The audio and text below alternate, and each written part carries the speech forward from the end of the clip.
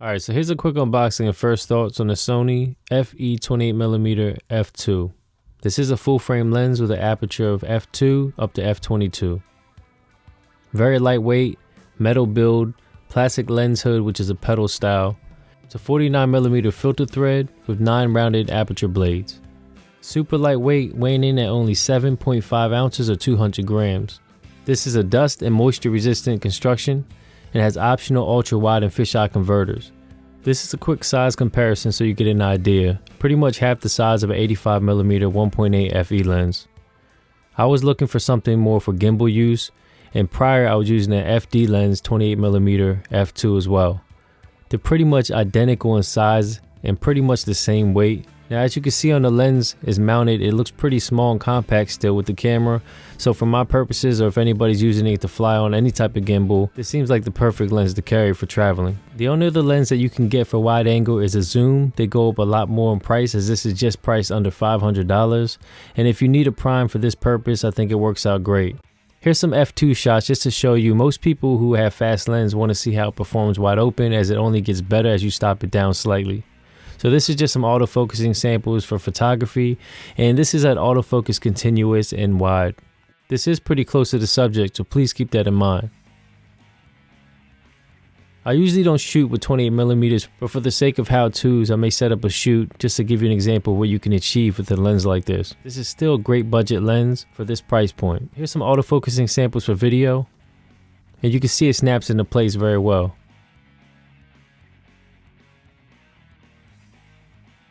It's a linear autofocus motor, so it has internal focusing and it's pretty solid.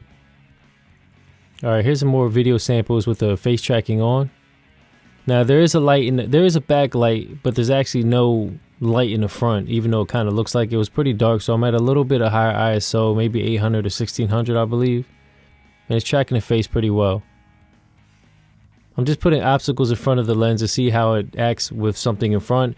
And as you see right there, it kind of lost me for a second, but as soon as I turn my face, it catches my face because I think it just kind of lost the recognition because I was turned too much to the side.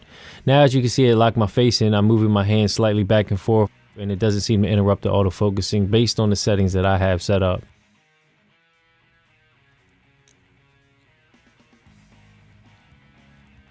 Now this next test is in stills mode. Facial tracking is on, and she snaps onto place pretty well in dim lighting situations.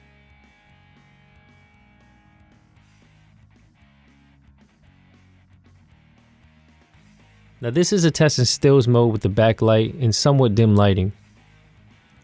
I do a few tests here with my hand just to see how it goes from focusing from something in the foreground to my face and back and forth.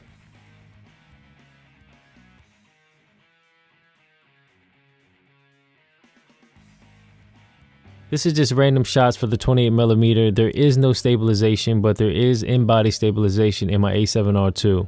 So keep an eye on the channel as I'll end up putting a 28mm f2 lens with autofocusing capabilities in video mode and stills mode. The video mode will be probably on a gimbal, and the stills mode will just be a quick shoot I'll set up just to show you the quality that you can get from it.